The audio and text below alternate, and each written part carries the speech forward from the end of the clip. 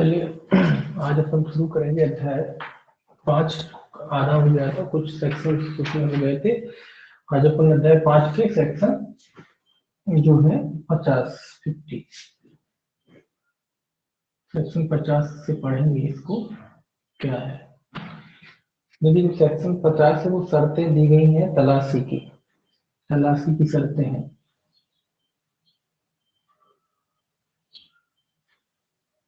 Simple है ये जो सीआरपीसी में सेम दो चीजें हैं। शर्तें दी गई तलाशी लेते समय किन बातों का ध्यान में रखा जाएगा।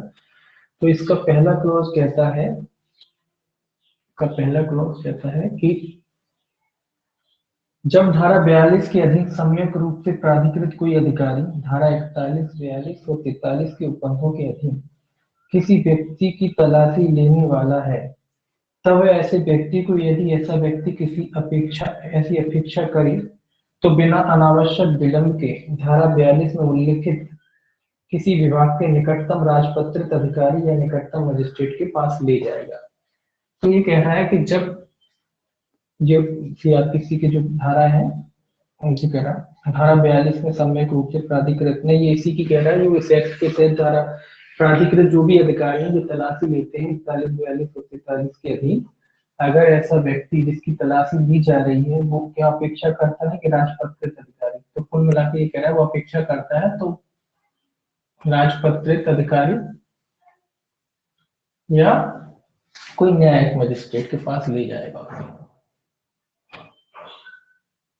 ये सिंपल सी बात है, अगर कोई व्यक्ति अपेक्षा करता है तो उसको प्रस्तुत करेगा राजपत्रित अधिकारी के समक्ष या कोई न्यायिक मजिस्ट्रेट के समक्ष, जो भी पास में हो निकटतम हो उसके पास ये ले जाएगा। दूसरा कहता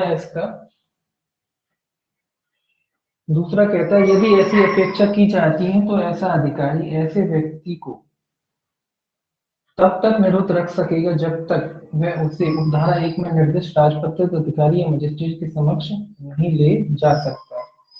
ये क्या कह रहा है कि तब तक निरुद्ध रखा जा सकता है, कब तक, जब तक उसको यहाँ पहुंचाया नहीं पा रहा है तब तक वो क्या कर सकता है, उसे निरुद्ध रख सकता है।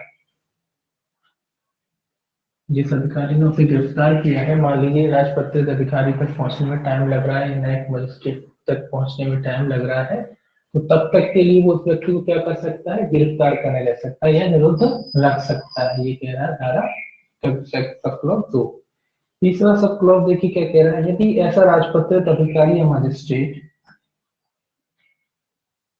जिसके समक्ष कोई ऐसा व्यक्ति लाया जाता है तलाशी के लिए कोई उचित आधार नहीं पाता है तो वह ऐसे व्यक्ति को तत्काल उन्मोचित कर देगा, किंतु अन्यथा यह निर्देश देगा कि तलाशी ली जाए।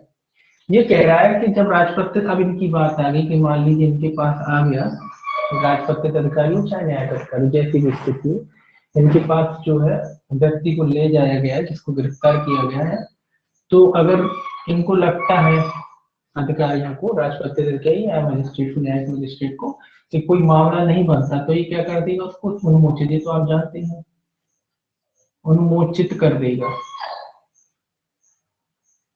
ये क्या करेगा, उन्मोचित मतलब छोड़ देगा उसको, लेकिन क्या कहेगा कि तलाशी ली जाए, तलाशी तो ले पाएगा। ये कह रहा है कि लेकिन तलाशी ली जाएगी इसकी, छोड़ देगा, लेकिन ये कहेगा कि तलाशी लेके क्या करा जाए, इनको छोड़ दिया जाए, इनकी तलाशी ले लो। अगर उसको लगता है कि मामला नहीं बन रहा है या कोई ज्यादा बड़ी बात नहीं है तो क्या कह सकता है कि इनकी तलाशी ले लीजिए और तलाशी लेके इनको क्या कर दीजिए, छोड़ दीजिए। तो तलाशी लेके क्या कर देगा, उनको छुड़वा देगा। चौथा कहता है किसी स्त्री की तलाशी स्त्री से भिन्न किसी अन्य व्यक्ति द्वारा नहीं ली जाएगी। ये तो आप जानते हैं कि स्त्री की तलाशी कौन लेगा, स्त्री ही लेगी। तो स्त्रियों की अगर तलाशी की कोई बात है, अगर कोई स्त्री है तो ये धारा कहती है कि उसकी तलाशी केवल किसी अन्य दूसरी स्त्री के द्वारा ही ली जाएगी।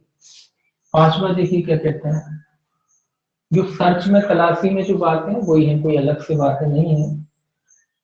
पांचवा कहता है जब धारा 42 के अधीन सम्यक रूप से प्राधिकृत किसी अधिकारी के पास यह विश्वास करने का कारण है कि उस व्यक्ति को जिसकी तलाशी ली जा रही है उसके कब्जे में की किसी स्वापक औषधि या मन प्रभावी पदार्थ अथवा नियंत्रित पदार्थ या वस्तु या दस्तावेज को उस व्यक्ति से जिसकी तलाशी ली जानी है अलग किए बिना निकटतम राजपत्रित अधिकारी या मजिस्ट्रेट के पास ले जाना संभव नहीं है, तो वह ऐसे व्यक्ति को निकटतम राजपत्रित अधिकारी या मजिस्ट्रेट के पास ले जाने के बजाय उस व्यक्ति की तलाशी ले सकेगा, जैसा कि जन प्रक्रिया संहिता 1973 की धारा 100 में उपबंधित है। 100 में तलाशी, सीआरपीसी की धारा 100 की बात कर रहा है, सेक्शन 100 सीआरपीसी।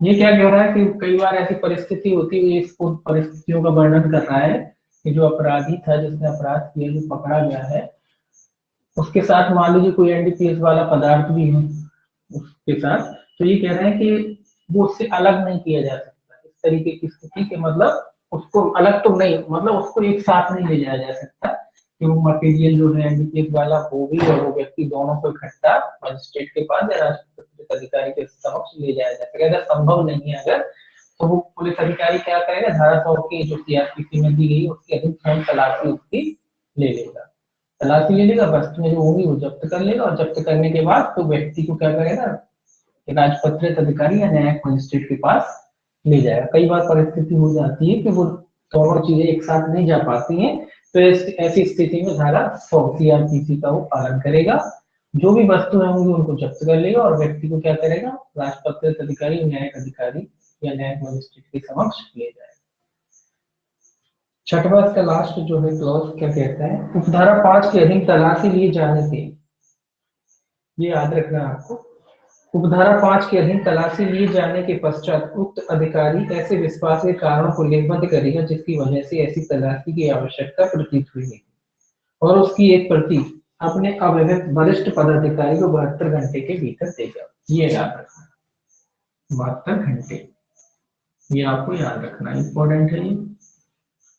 ये प्रैक्टिस का इंपॉर्टेंट है। 72 घंटे में क्या करेगा, रिपोर्टिंग करेगा। यहाँ टाइम ज्यादा है, आपको पता है। किसको करेगा, अपने वरिष्ठ अधिकारी को, जो भी वरिष्ठ सीनियर ऑफिसर होगा वरिष्ठ को करेगा, जो भी वरिष्ठ अधिकारी इसका होगा उसको ये क्या करेगा, रिपोर्टिंग करेगा। कब करेगा, जब ये वाली तलाशी वो लेता है, ये वाली तलाशी वो लेता है। तो तलाशी के क्या कारण थे, किन आधारों पर उसने तलाशी ली, मतलब कॉज लिखेगा, कारण लिखेगा उनके कि किस वजह से उसने तलाशी उसकी लेना उचित समझी, और कितने घंटे के भीतर रिपोर्टिंग करेगा। रिपोर्टिंग टाइम है 72 घंटे, नॉर्मली 24 घंटे होता है, लेकिन यहाँ कितना टाइम है, 72 घंटे। और कहाँ करेगा, अपने वरिष्ठ जो भी अधिकारी है उसको रिपोर्टिंग करेगा कि क्यों तलाशी उसने ली। तो इसमें ये वाला जो पॉइंट है आपका 50 का, 72 वाला, ये वाला पॉइंट जो है इसका इंपॉर्टेंट है, ये आपको याद रखना। अब देखिए अगला सेक्शन इसका जो है 50A है, सेक्शन 50A ध्यान रखिए।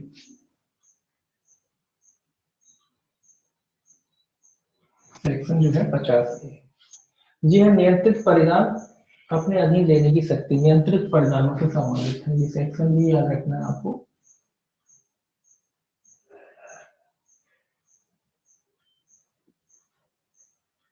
कैसे संबंधित है, नियंत्रित परिणाम से संबंधित सेक्शन। देखिए ये क्या कहता है उसका, ये कहता है धारा 4 की उपधारा 3 के अधीन गठित स्वापक नियंत्रक ब्यूरो का महानिदेशक या उसके द्वारा इस निमित्त प्राधिकृत कोई अन्य अधिकारी इस अधिनियम में किसी बात के होते हुए भी, ये कह रहा है, पहला देखिए क्या कह रहा है, धारा 4 की धारा 3 के अधीन गठित जो स्वापक नियंत्रक ब्यूरो होता है उसका कौन, महानिदेशक, या उसके द्वारा इस निमित्त प्राधिकृत कोई अन्य अधिकारी, कौन लिखा है, महानिदेशक, निदेशक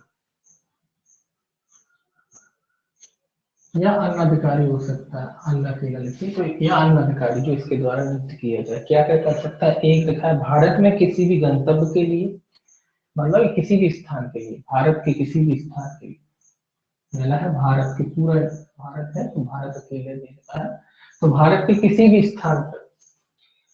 दूसरा है विदेश को, ऐसे विदेश के सक्षम प्राधिकारी से परामर्श से जिसको ऐसा पारेषण भेजा जाना है, ऐसी रीति से जो विहित की जाए किसी पारेषण के नियंत्रित परिधान को अपने अधीन ले सकेगा। पहला तो ये कह रहा है भारत की किसी भी जगह कोई चीज वस्तु पाई जाती है, नियंत्रित पदार्थ है अगर वो। दूसरा क्या कह रहा है इसका भी,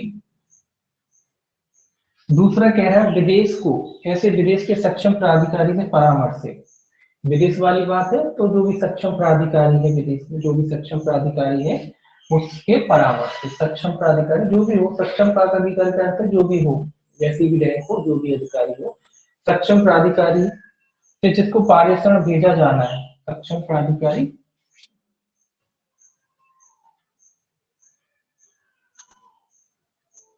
जिसको क्या करना है, भेजना है।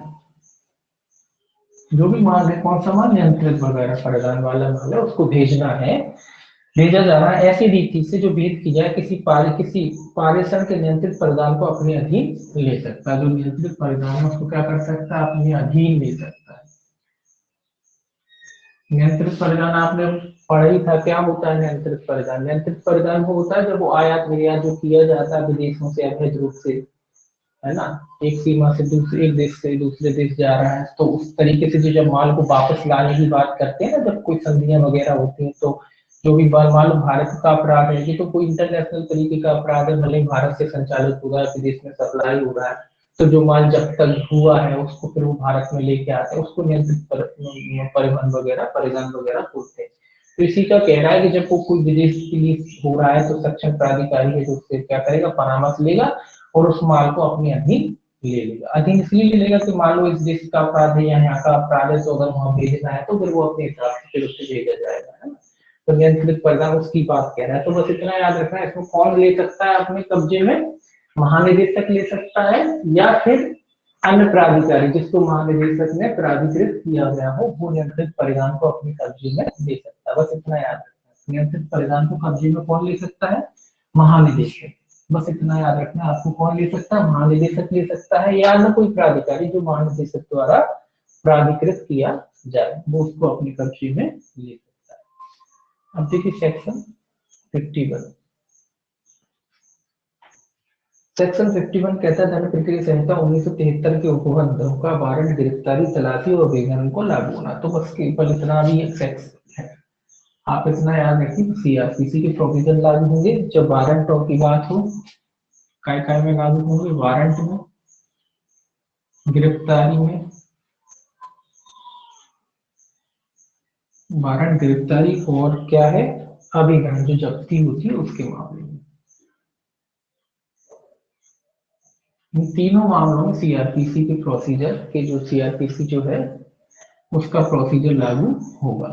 तो बस इतने से काम चल जाएगा आपका। जब वारंट की बात हो, चाहे गिरफ्तारी की बात हो, चाहे अभिकरण की बात हो, उसमें कौन सी प्रोविजन लागू होंगे, किस एक्ट की प्रोविजन लागू होंगे, सीआरपीसी की।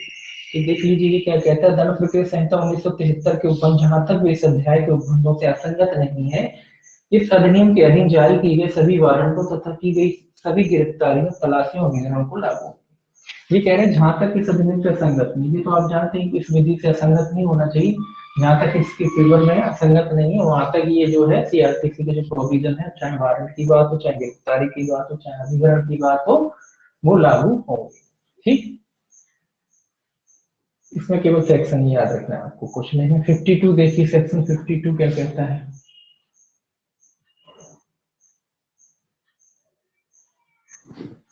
सेक्शन 52 कहता है गिरफ्तार किए गए व्यक्तियों और अभिगत वस्तुओं का वयन कैसे किया जाएगा। जो गिरफ्तार व्यक्ति हैं या वस्तुएं हैं उनका वयन कैसे किया जाएगा। तो वयन से संबंधित, वयन कहाँ गया, वयन किसका वयन है, गिरफ्तार व्यक्ति का या वस्तुओं का जो जब्त की गई है उन दोनों का वयन से संबंधित है। ये कह रहा है पहला क्लॉज इसका, ये कह रहा है धारा 41, 42, 43 या धारा 44 के अधीन किसी व्यक्ति को गिरफ्तार करने वाला कोई अधिकारी यथाशीघ्र से ऐसी गिरफ्तारी के आधारों की इत्तला देगा। ये तो कॉमन नियम है कि जब किसी व्यक्ति को गिरफ्तार किया जाता है तो सूचना दी जाएगी। किसकी सूचना, गिरफ्तारी की सूचना। किस बात की सूचना, गिरफ्तार किया गया उसी की तो सूचना कि क्यों गिरफ्तार किया गया आपको।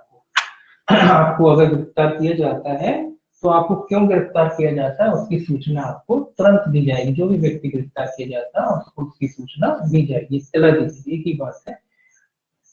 दूसरा कहता है धारा 41 की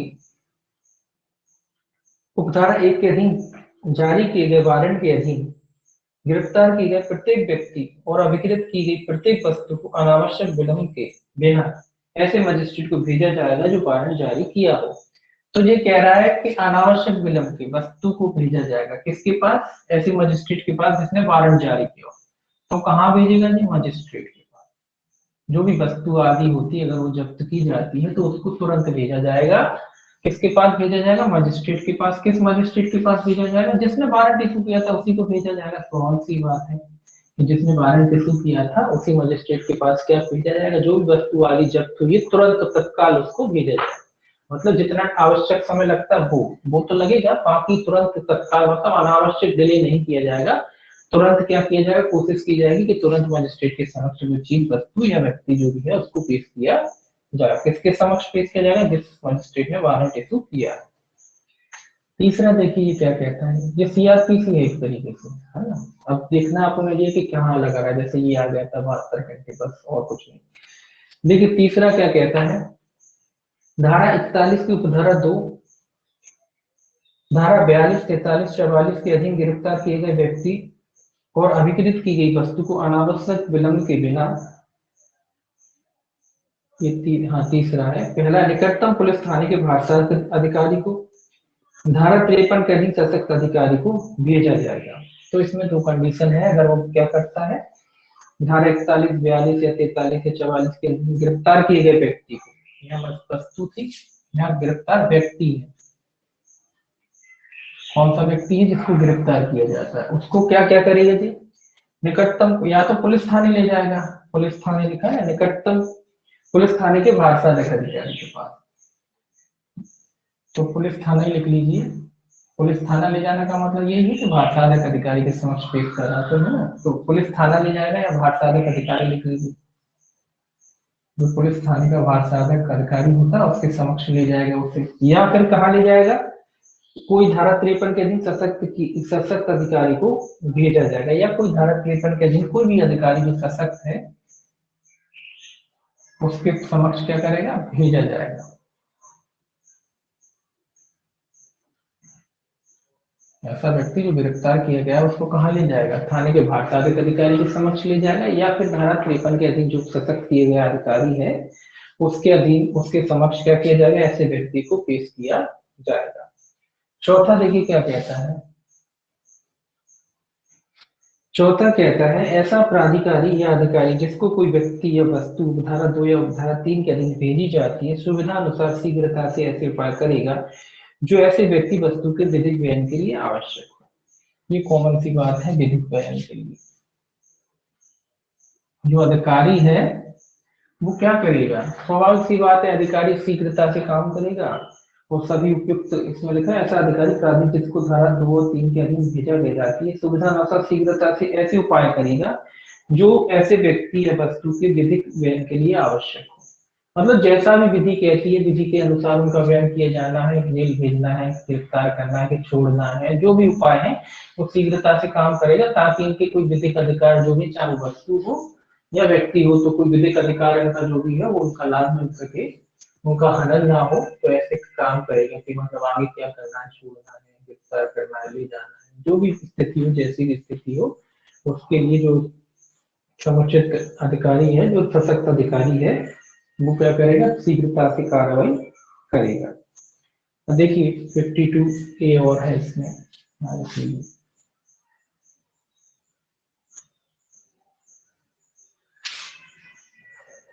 52A कहता है अभिकृत स्वापक औषधि और मन प्रभावी पदार्थों का व्यय।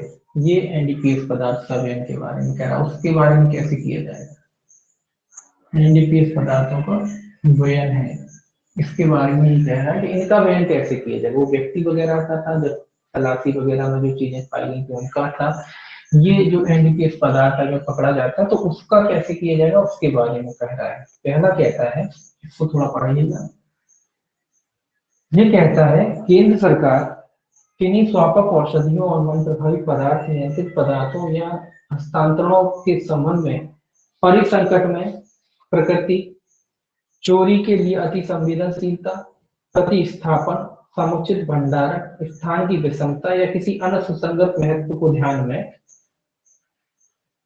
रखकर राजपत्र में अधिसूचना द्वारा ऐसी स्वापक औषधि, मन प्रभावी पदार्थों, नियंत्रित पदार्थों, हस्तांतरणों या अथवा स्वापक औषधियों का वर्ग, मन प्रभावी पदार्थों का वर्ग, नियंत्रित पदार्थों का वर्ग, हस्तांतरणों का वर्ग निर्दिष्ट कर सकेगी जिनका उसके अभिग्रहण के पश्चात यथाशीघ्र ऐसे अधिकारी द्वारा और ऐसी रीति में जो सरकार समय समय पर उसमें इसके पश्चात विनिर्दिष्ट प्रक्रिया का पालन करके पश्चात निर्धारित करे बैन किया जाएगा। ये कह रहा है कि इसके बारे में जो एनडीपीएस संबंधी पदार्थ है उनके बैन के संबंध में कौन नियम पहले तो ये बनाएगा, केंद्र, याद रखें केंद्र ही करता है इसमें सब। तो केंद्र सरकार क्या करेगी, केंद्र सरकार इसकी श्रेणियां बांट देगी। इनकी क्या करेगी, श्रेणियां। किस उद्देश्य से बांटेगी, वही इसके चोरी ना हो जाए, चोरी है, भंडार है, प्रतिस्थापन है ना, अन्य कोई भी समय हो सकता है, या प्राकृतिक कोई कारण होता है, पर संकट में कोई कारण हो सकता है। इन सारी चीजों को ध्यान में रखते हुए केंद्र सरकार इनकी क्या कर देगी, इसकी एक श्रेणी बना देगी, जिसमें लिखा है पहला, राजपत्र में अधिसूचना द्वारा श्रेणियां बना देगी। नियंत्रित पदार्थों या हस्तांतरणों अथवा मन प्रभावी पदार्थों का वर्ग, तो इनके क्या बना देगी केंद्र सरकार, वर्ग बना देगी, श्रेणी बना सकती है कि किस श्रेणी का माल है तो किस श्रेणी में रखा जाएगा। तो नियंत्रित पदार्थों का वर्ग या हस्तांतरणों का वर्ग निर्दिष्ट कर सकेगी कि नियंत्रित पदार्थ कौन से, हस्तांतरित पदार्थ कौन से हैं, तो जिनके उनके अभिकरण के पश्चात शीघ्रता से और ऐसे अधिकारी द्वारा, फिर कौन करेगा, जैसा भी अधिकारी केंद्र सरकार द्वारा निश्चित किया जाएगा, जो भी वर्ग बना दिए गए हैं, या हो सकता है अलग अलग वर्गों के लिए अलग अलग अधिकारी नियुक्त किए जाए कि वो कौन की निगरानी में कैसे उसको रखा जाएगा, तो वो सब केंद्र सरकार क्या कर सकती है, यहाँ निश्चित कर सकती है। तो ये कह रहा है कि एनडीपीएस जो पदार्थों के वर्ग बना सकती है केंद्र सरकार, और हर वर्ग की अलग अलग अधिकारी, ऐसा जैसा केंद्र सरकार चाहे कोई अधिकारी नियुक्त कर सकती है। वर्ग वाई वर्ग भी हो सकता है कि समय क्या, कौन सा किस कैटेगरी का माल है, तो किस वर्ग का अधिकारी उसका देखेगा, उसकी देखभाल करेगा। इस तरीके से सरकार उसको बना सकती है। तो इसमें कुछ खास नहीं है, वर्ग बस बनाएगी, केंद्र बनाएगा। दूसरा देखिए इसका क्या कहता है, दूसरा कहता है जहां कोई स्वापक औषधि मन प्रभावी पदार्थ या नियंत्रित पदार्थों या हस्तांतरण को अधिकृत कर लिया गया है, निकटतम पुलिस थाने के भाषागत अधिकारी या धारा 53 के अधीन सशक्त किसी अधिकारी को भेज दिया गया है, वहां उपधारा 1 में निर्देश अधिकारी ऐसे स्वापक औषधि मन प्रभावी पदार्थों या नियंत्रित पदार्थों या हस्तांतरणों की एक तालिका तैयार करेगा, जिसमें उसके वर्णन, क्वालिटी, परिमाण, पैक करने का ढंग, चिन्हांकन, संख्या या ऐसा स्वापक औषधि मन प्रभावी पदार्थों या नियंत्रित पदार्थों का हस्तांतरण या पैकिंग की जिसमें वे पैक किए जाते हैं, पहचान कराने वाली अन्य विशिष्टियां, उद्भव या देश और अन्य विशिष्टियों से संबंधित ऐसे अन्य ब्यौरे दिए गए हो जिन्हें उपधारा 1 में निर्दिष्ट अधिकारी इस अधिनियम के अधीन किन्हीं कार्रवाइयों में ऐसी स्वापक औषधि मन प्रभावी पदार्थों या नियंत्रित पदार्थों या हस्तांतरणों को पहचानने के लिए सुसंगत समझे और किसी मजिस्ट्रेट को निम्नलिखित प्रयोजनों के लिए आवेदन करेगा। अर्थात ये क्या कह रहा है कि जब जो माल जब्त हुआ है, एनडीपीएस वाला जो भी माल जब्त हुआ है 53 के अधीन, तो क्या कह रहा है, क्या कहाँ ले जाया जाता है, तो या तो पुलिस थाने ले जाया जाएगा, सीधी सी बात है, पुलिस थाने के भारताधिक अधिकारी के पास ले जाया जाएगा, या जो सक्षम प्राधिकारी था या प्राधिकृत अधिकारी था, प्राधिकृत जो अधिकारी था धारा 53 के तहत जो प्राधिकृत अधिकारी, उसके समक्ष ले जाया जाएगा। तो जो सूची वर्ग में से जो केंद्र सरकार ने जो अधिकारी निश्चित किया, जो उसकी क्वालिटी वगैरह निश्चित की है, तो इसकी श्रेणी बनाई जाएगी, जो भी जब्त माल होता है ना उसकी अलग अलग वेरायटी में बांटा जाएगा। वेरायटी बांटने के कई तरीके हमने लिखा, माल की क्वालिटी, पैकिंग और बहुत सारी चीजें हैं जिनके आधार पर उसको श्रेणीबद्ध किया जाएगा, उसको बांटा जाएगा कि किस तरीके की पैकिंग में किस क्वालिटी का माल है, कितनी क्वांटिटी में माल है। तो इन सारी जो भी तरीके हैं उन तरीकों से उस माल को अलग अलग क्या कर दिया जाएगा, विभाजित कर लिया जाएगा, जिस श्रेणी का माल होगा उसको उस श्रेणी में रख दिया जाएगा। फिर उसके बाद ये क्या करेंगे, उसके बाद ये जो श्रेणी बना लेंगे, उसके बाद ये श्रेणी मजिस्ट्रेट को भेजेंगे। वो लिस्ट जो बना ली जाएगी, लिस्ट बनाने के बाद लिस्ट कैसे बनाई जाएगी, लिस्ट कैसे बनाई जाएगी, जो लिस्ट बनाई जाती है वर्ग जो बना वर्ग के आधार पर बनाई जाएगी। लिस्ट कैसे बनाई जाएगी, वर्ग के आधार पर। वर्ग के आधार पर कई तरीके हैं जिनके आधार पर वर्ग डिसाइड किए जाएंगे। तो वर्ग के आधार पर जो लिस्टें बना दी जाएंगी, वो लिस्टों की पुष्टि के लिए फिर क्या किया जाएगा, इसको भेजा जाएगा किसी मजिस्ट्रेट के पास। उसकी पुष्टि के लिए कहाँ भेजा जाएगा, मजिस्ट्रेट के पास। मजिस्ट्रेट पुष्टि करेगा कि नहीं भैया ने ठीक तरीके से काम किया, ठीक लिस्ट बनाएगी, वो देखेगा मजिस्ट्रेट, तो मजिस्ट्रेट के पास भेजी जाएगी। लिस्ट काय के लिए भेजी जाएगी, पुष्टि के लिए। अब इसमें कह रहा है पहला, ऐसे तैयार की गई तालिका का सही होना प्रमाणित करने के लिए। लिए मजिस्ट्रेट क्या करेगा कि सही बनी कि गलत बनी, तो ये तो कॉमन बात है, प्रमाणित करने के लिए कुल मिला के सही है कि गलत है। दूसरा, ऐसे मजिस्ट्रेट की उपस्थिति में ऐसी औषधियों, पदार्थों या हस्तांतरों के फोटो चित्र लेने और ऐसे फोटो चित्र का सही होना प्रमाणित करना। तो ये क्या कह रहा है, पहला तो सही की बात कह रहा है कि वो न्यायाधीश जो मजिस्ट्रेट है वो ये घोषित करे कि साफ सही है। दूसरा क्या है, वो फोटो लेने के लिए ये जाएगा ना, कि बैठे बैठे थोड़ी कर देगा, फोटो लेने की बात कह रहा है कि जो मौके पे जाएगा उसके फोटो वगैरह लेगा, देखेगा, प्रमाणित तो तभी करेगा ना जब मौके पे जाएगा, देखेगा कि फोटो लेगा किस तरीके से बनाए, कौन कौन सी वस्तुएं हैं, तो उस हिसाब से क्या करेगा, उसका प्रमाणीकरण करेगा। तो उसकी फोटो वगैरह लेने के लिए और ये प्रमाणित करने के लिए कि जो फोटो वगैरह लिए गए हैं, जो नक्शे वगैरह जो भी चीजें बनाई गई हैं वो सत्य है, तो उनको प्रमाणित करने के लिए। अगला कहता है ऐसे मजिस्ट्रेट की उपस्थिति में ऐसी औषधियों और पदार्थों के प्रतिनिधि नमूने लिए जाने की अनुज्ञा देने के लिए और ऐसे नमूने की किसी सूची का सही प्रमाणित होने के लिए। तो तीसरा ये कह रहा है, नमूनों की बात कर रहा है कि नमूने भी लिए जाएंगे, तो किसकी उपस्थिति में लिए जाएंगे, मजिस्ट्रेट की। वो नमूने सही है कि नहीं है उसको भी प्रमाणित करेगा, कौन करेगा, मजिस्ट्रेट। तो ये याद रखना आपको कि ये सही होना, फोटो लेना, नमूने लेना किसकी उपस्थिति में लिए जाएंगे, मजिस्ट्रेट की उपस्थिति में लिए जाएंगे। ये आपको याद रखना है। यथासाग जैसा शीघ्र आवेदन मजिस्ट्रेट जो भी है उसके समक्ष लिए जाएंगे और मजिस्ट्रेट तय करेगा कि ये सूची सही है या नहीं है, फोटो सही है या नहीं है, जो नमूना लिए गए वो सही है या नहीं। तो बस इतना सा आपको इसमें ध्यान रखना। तीसरा देखिए इसका क्लॉज क्या कहता है।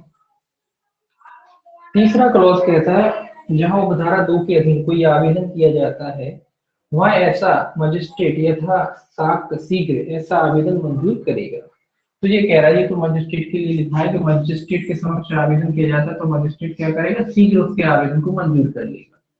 क्या करेगा, शीघ्र उसके आवेदन, जो भी ये लोग करते हैं आवेदन, तो ये नहीं कि डिले होगा कि 2 दिन से आवेदन, क्योंकि थोड़ा सेंसिटिव मामला है इसीलिए लिखा है मजिस्ट्रेट शीघ्र उसके आवेदन को क्या करेगा, जैसे ही आवेदन आएगा मजिस्ट्रेट तत्काल उसके आवेदन को क्या कर लेगा, स्वीकार करेगा। यानी कि सारी प्रोसेस करनी है ना, आगे थोड़ी ना डला रहेगा, तो फिर तुरंत मजिस्ट्रेट क्या करेगा, आवेदन को स्वीकार करेगा। चौथा देखिए क्या कहता है।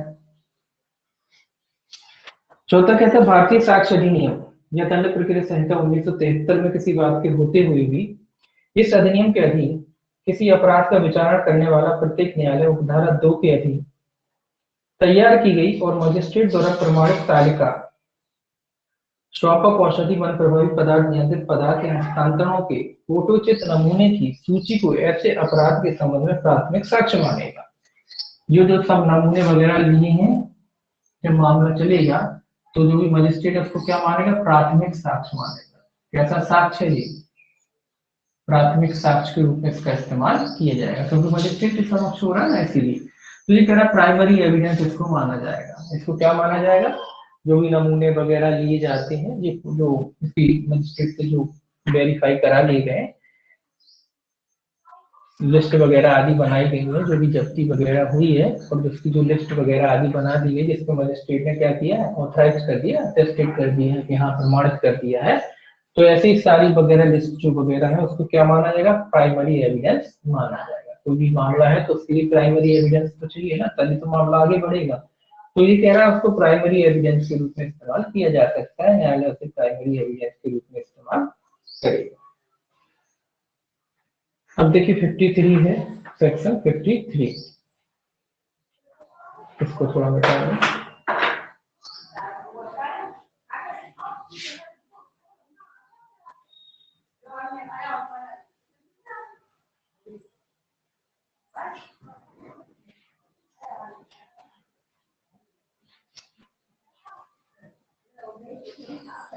देखिए सेक्शन 53 क्या कहता है।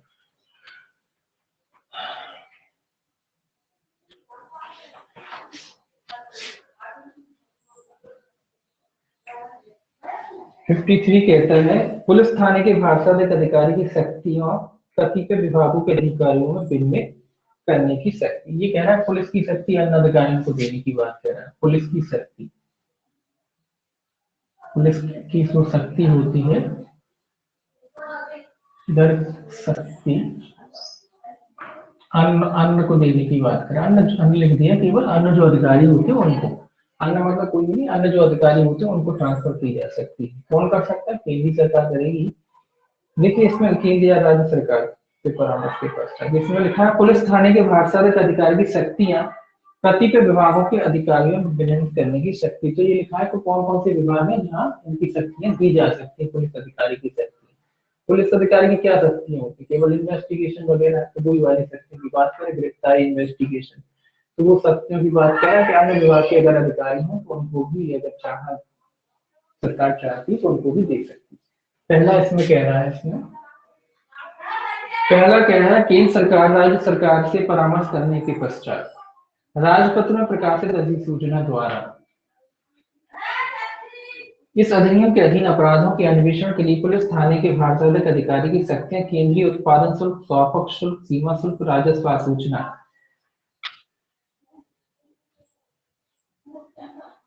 या केंद्र सरकार के किसी अन्य विभाग के जिसके अंतर्परा सैन्य बल या सशस्त्र बल भी है कि किसी अधिकारी अथवा वर्ग ऐसे वर्ग के अधिकारियों में विन्यास कर सकती है। तो ये कह रहा है किसकी शक्तियां जो अंतरण करता है पुलिस की शक्ति या अन्य अधिकारियों को देता है, कौन देता है? केंद्र देता है। पहले तो ये ध्यान है किसके परामर्श से देता है? राज्य के परामर्श से देता है। मतलब राज्य से परामर्श करेगा केंद्र सरकार पहले, फिर उसको लगता है कि अन्य विभाग जो है इसमें विभाग बताए गए हैं किन किन विभागों को वो पुलिस के अधिकार की शक्तियां दे सकता है। तो इसमें लगा केंद्रीय उत्पादक शुल्क विभाग जो है, केंद्रीय लिख दिया, उत्पादक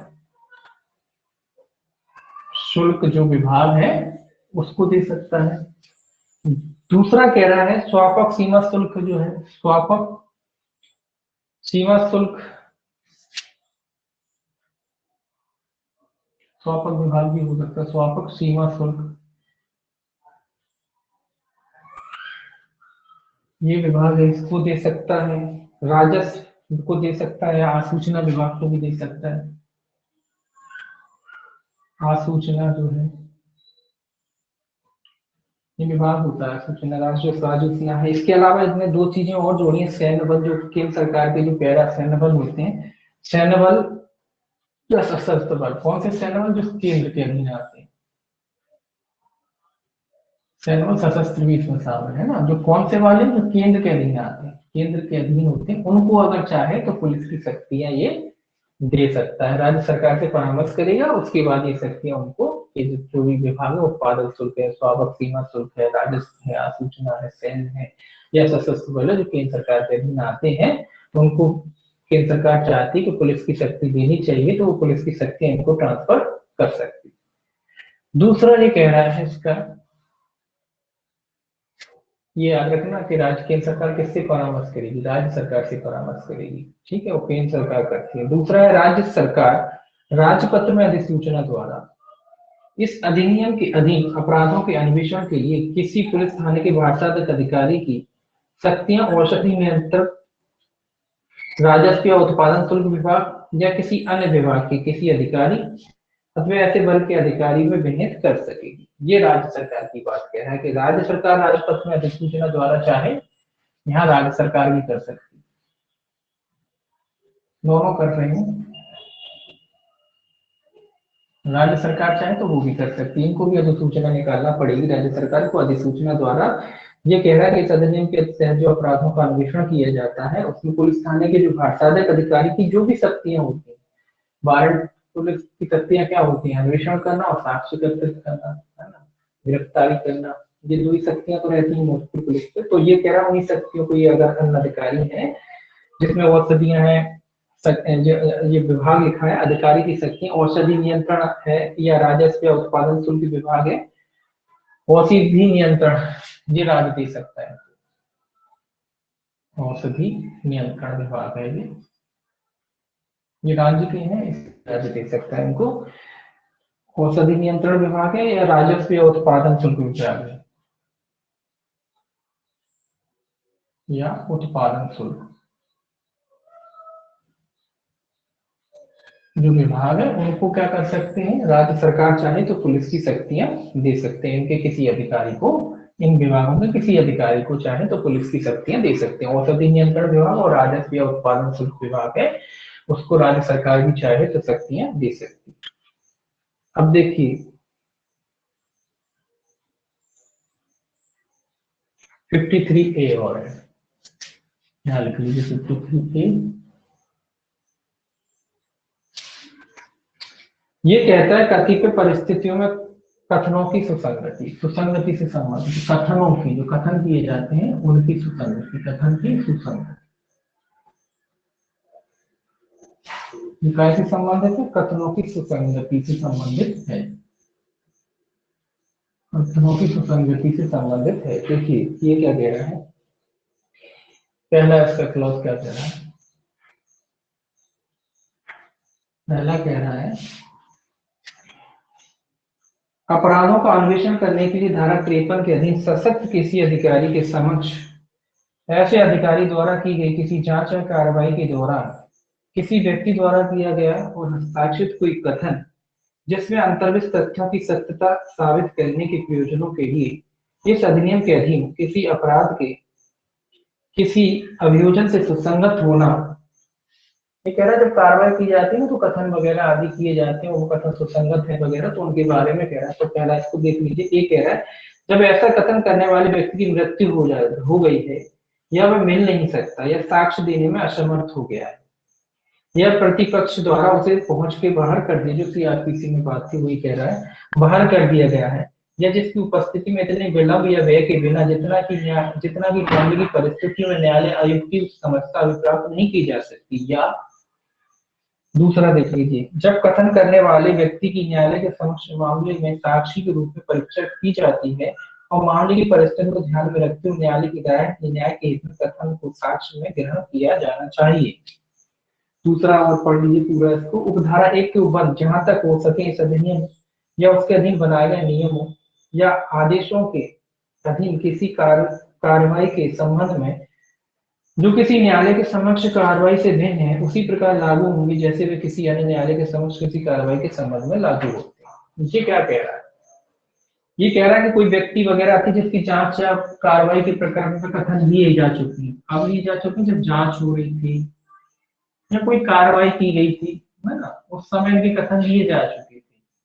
लेकिन अब परिस्थितियां ऐसी हैं कि जो व्यक्ति है या तो उसकी मृत्यु हो गई है या वो पहुंच से बाहर हो गया है या इतना खर्चीला हो गया है कि उसे जब बुलाया जाएगा या विलंब होगा तो उसको बुलाने में बहुत ज्यादा खर्चा आएगा या बहुत ज्यादा डिले होगा मामला, बहुत ज्यादा विलंब होगा मामला, या फिर वो व्यक्ति का पहले कथन न्यायालय में किए जा चुके हैं और न्यायालय को लगता है कि उसके साक्ष्य ग्रहण किया जाना चाहिए, न्यायहित में साक्ष्य ग्रहण किया जाना चाहिए, तो वो कथन जो पहले किए गए थे वो ही उन्हीं कथनों को क्या माना जाएगा, ग्रहण माना जाएगा, मतलब उन्हीं कथनों के आधार पर आगे मामले की कार्रवाई की जा सकती है। ये कहने का मतलब ये है कि जो कथन पूर्व में दे चुका है वो, और अगर परिस्थिति इस परिस्थिति की हो जाती है, इस तरीके की हो जाती है कि उससे दोबारा कथन किया जाना संभव नहीं है, कोई भी परिस्थिति किसी भी वजह से हो सकती है, और न्यायालय के समक्ष हो गया, न्यायालय भी को भी लगता है कि ठीक है एक बार हो गया है उसको ग्रहण कर सकता है वो, तो ऐसे कथनों को ग्रहण माना जाएगा, मतलब उसके लिए दोबारा बुलाने की फिर उससे आवश्यकता नहीं है, अगर मर गया तो कहाँ से बुलाओगे, है ना, कई परिस्थितियों या पहुंच से ही बाहर हो गया है या व्यय और विलंब के बगैर बुलाया नहीं जा सकता, तो जो पूर्व कथन है कुल मिला के उनके कथनों के आधार पर कार्रवाई की जा सकती है, कितने आधार की, पूर्व कथनों के आधार पर ही कार्रवाई की जा सकती, कथन है उनके आधार पर क्या की जा सकती, कार्रवाई की जा सकती, जो पूर्व कथन है उनके आधार पर इनके खिलाफ व्यक्ति के खिलाफ कार्रवाई की जा सकती है जब परिस्थितियां हो, ऐसा नहीं कि हर मामले में नहीं है, कुछ मामले में है जहां वो मर गया है, जहां वो मिल नहीं सकता है, उन मामलों में उन परिस्थितियों में उसके पूर्व कथन से ही काम चला लिया जाए। अब देखिए 54 सेक्शन 54 सेक्शन 54 क्या कहते हैं, सेक्शन 54 है अवैध वस्तुओं के कब्जे से उपधारणा, ये उपधारणा है कौन सी वस्तुओं की, अवैध वस्तुओं की जो कब्जे में पाई जाती है उसके बारे में उपधारणा, अवैध वस्तुओं के कब्जे की उदाहरणा। तो ये कह रहा है इस अधिनियम के अधीन विचारणों में जब तक कि तत्प्रतिकूल साबित नहीं कर दिया जाता यह उपधारणा की जा सकेगी कि अपराधी है। ये कह रहा है कि जब तक आप तत्प्रतिकूल साबित नहीं की जा करते तब तक न्यायालय क्या उपधारणा करेगा, पहला इसको पढ़ लीजिए, किसी स्वापक औषधि या मन प्रभावी पदार्थ अथवा नियंत्रित पदार्थ, दूसरा किसी ऐसी भूमि पर जिस पर उसने खेती की है उगे हुए किसी ऐसे अफीम पोस्त कैनबिस के पौधे, कोका के पौधे, तो पहले तो ये लिख लीजिए क्या कह रहा है, एनडीपीएस की बात कह रहा है, एनडीपीएस संबंधी कोई पदार्थ है। दूसरा खेती की बात कह रहा है, खेती इसमें सारी फसल, खेती अकेला लिख दिया मैंने। खेती मतलब इसमें चाहे वो क्या कहते हैं आपकी अफीम की हो, चाहे कैनबिस की हो, चाहे कोका की हो, तो खेती लिख दिए। एनडीपीएस पढ़ रहे हैं तो उसी का हिसाब से खेती के बारे में है। किसी स्वापक औषधि या मन प्रभावी पदार्थों अथवा नियंत्रित पदार्थों के विनिर्माण के लिए, विशेष रूप से परिकल्पित किसी साधित या विशेष रूप से अनुकूलित बर्तनों के लिए। ये कह रहा है एनडीपीएस के उसका विनिर्माण वगैरह होते हैं जो बर्तन वगैरह जो सारी चीजों उसके लिए।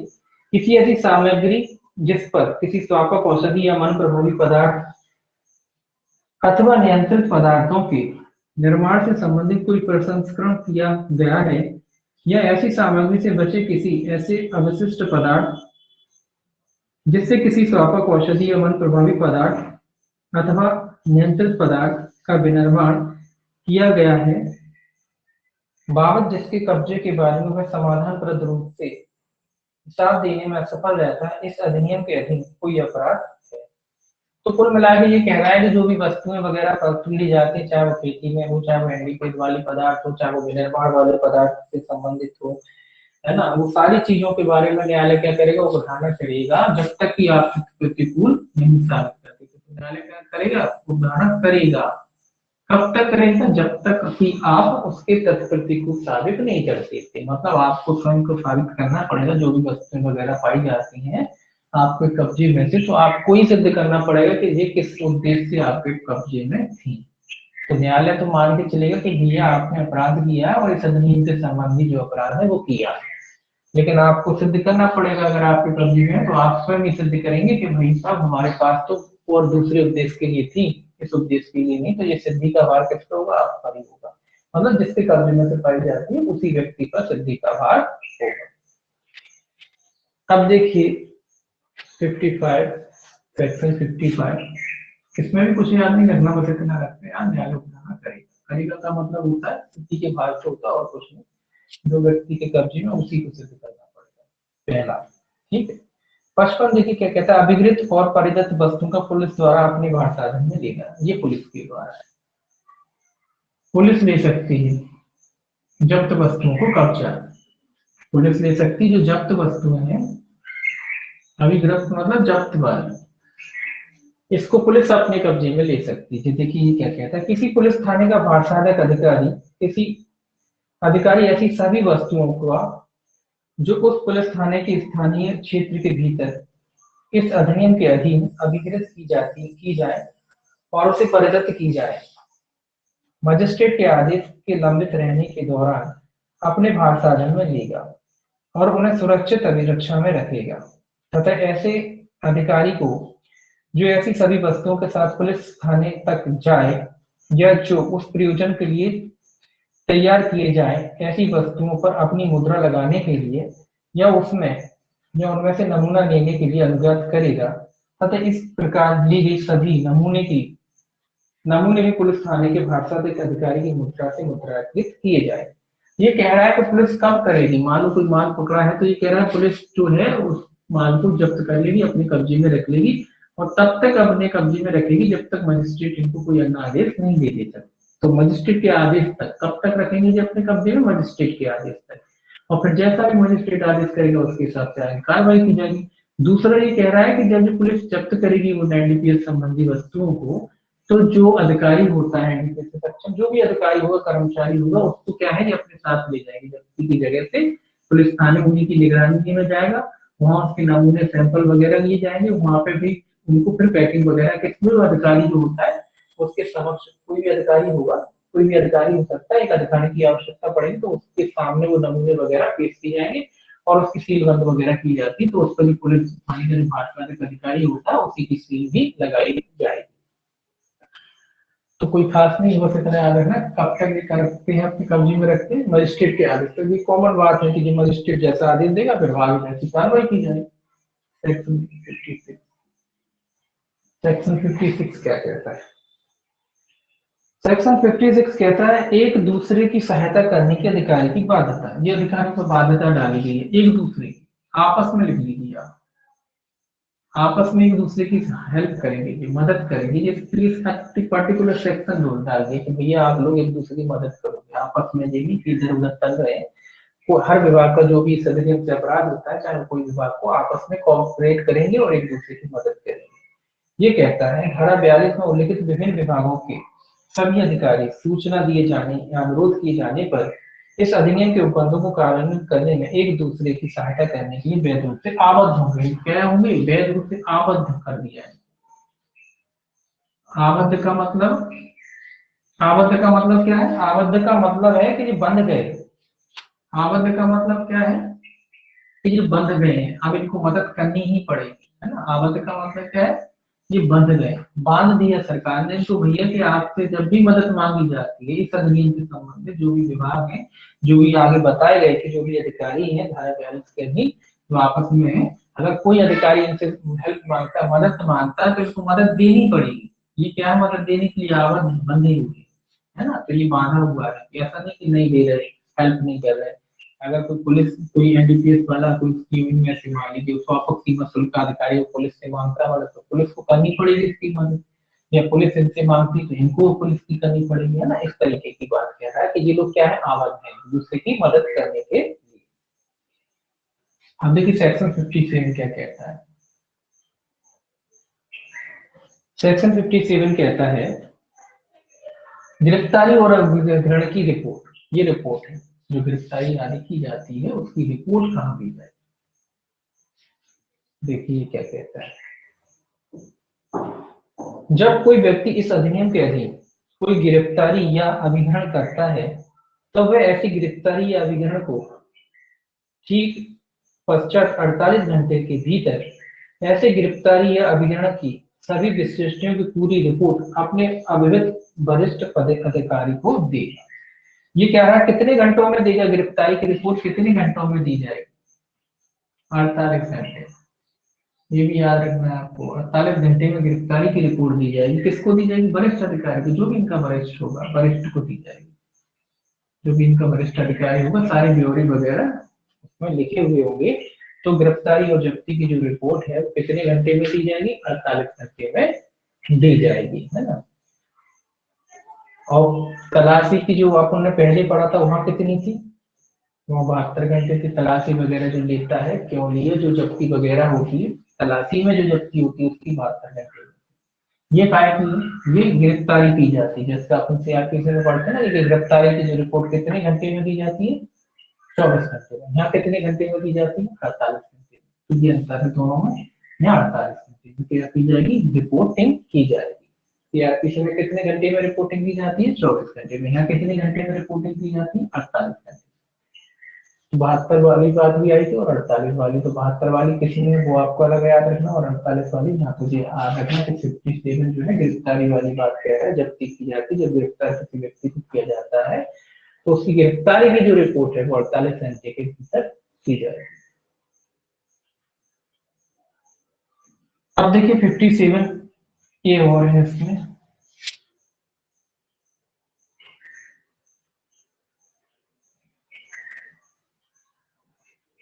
57A है। ये कहता है अधिसूचित अधिकारी द्वारा गिरफ्तार किए गए व्यक्ति की संपत्ति के अभिग्रहण की रिपोर्ट। ये कह रहा है जो अभिकृत अधिकारी है उसकी संपत्ति की रिपोर्ट की बात कह रहा है कि ब्यौरा संपत्ति का।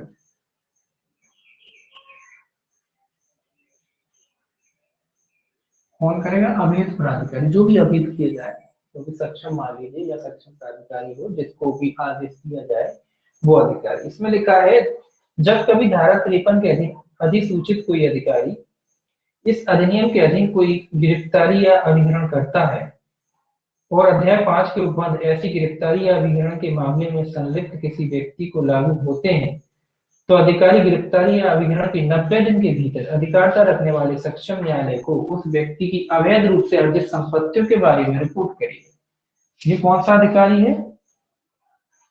अधिसूचित अधिकारी। अधिसूचित अधिकारी इनमें से कोई भी हो सकता है जो अधिसूचित है अधिकारी।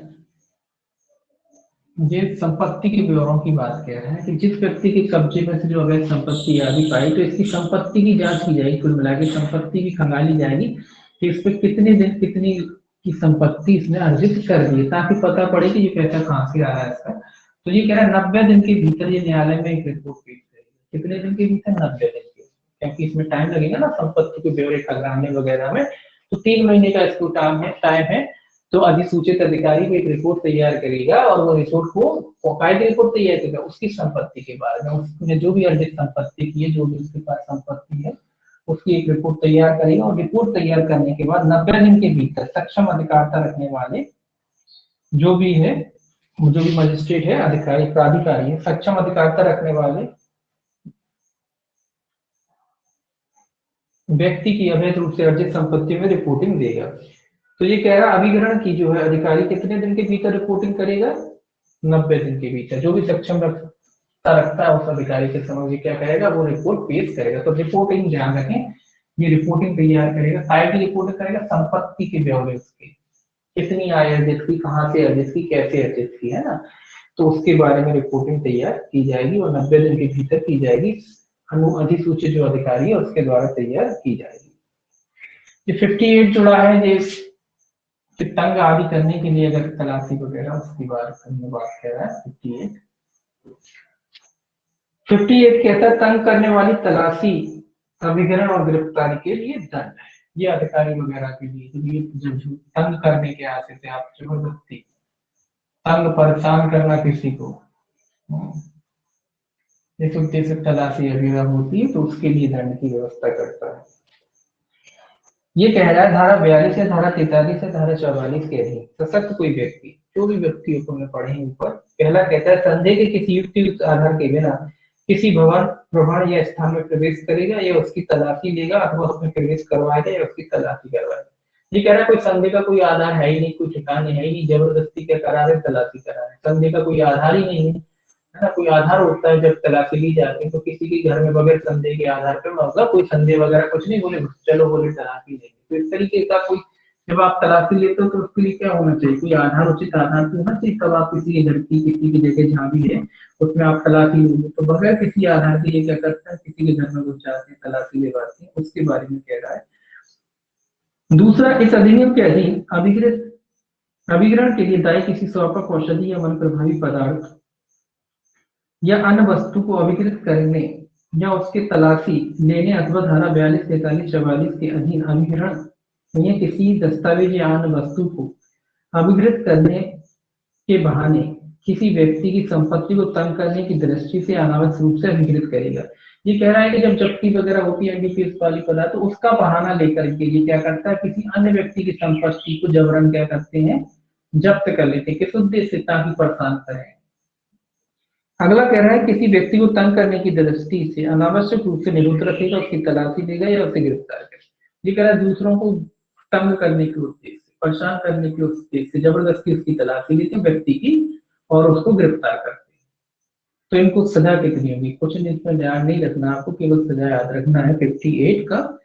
वह कारावास है जिसकी अवधि 6 माह तक की हो सकेगी या जुर्माने से जो 1000 रुपए तक का हो सकेगा, दोनों से दंडित किया जाएगा। तो आपको ये याद रखना है, 6 माह तक की कारावास से या जुर्माना है जो कितना हो सकेगा? जुर्माना 1000 रुपए तक का,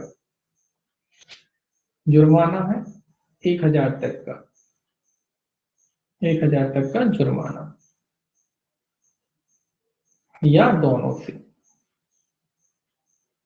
किसको दंडित किया जाएगा? ये अधिकारियों के लिए है। ये अधिकारी जो जबरन किसी को परेशान करते हैं, तलाशी लेते हैं, गिरफ्तारी करते हैं, जब्ती करते हैं, अवैध तरीके से करते हैं, दूसरों को परेशान करने के उद्देश्य से करते हैं, तो इन अधिकारियों के लिए दे रखा है कि इनको ऐसे अपराध की दशा में 6 माह तक की सजा या 1000 रुपए का जुर्माना या दोनों से क्या किया जा सकता है? दंडित किया जा सकता है। तो ये वाला जो है आपको याद रखना है, 58 सेक्शन याद रखना है और इसका पनिशमेंट याद रखना है।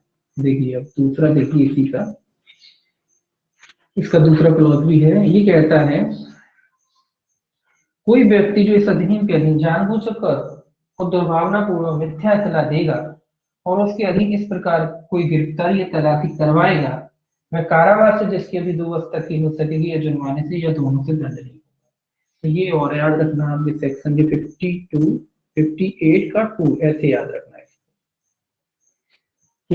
कि कहाँ दिया गया, कहाँ बताया गया कि कोई व्यक्ति झूठी इत्तला देता है। तो सेक्शन 50 का जो 58 का जो सेकंड क्लॉज है वो उसमें बताया गया कि मान लो किस कोई व्यक्ति यहाँ तो पुलिस अधिकारी परेशान कर रहा था, यहाँ कोई व्यक्ति झूठी सूचना देता है आपके विरुद्ध कि आपको परेशान किया जाए, मजा आएगा इस उद्देश्य से करता है, तो झूठी इत्तला देगा। स्वाभाविक सी बात है, पुलिस वाले हैं जो अधिकारी हैं जो है ना, वो तलाशी लेंगे, गिरफ्तारी करेंगे, है ना, आपको परेशानी होगी।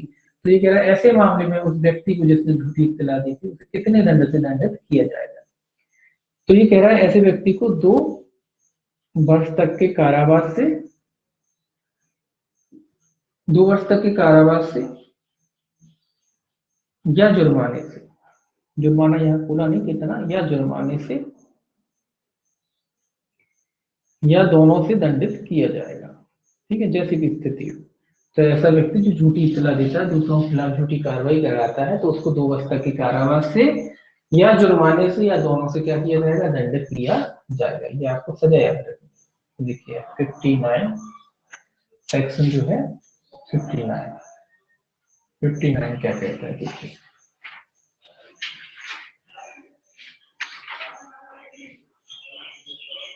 59 कहता है अधिकारी की कर्तव्य में असफलता या अधिनियम के उपबंधों के उल्लंघन में उसकी मौनता।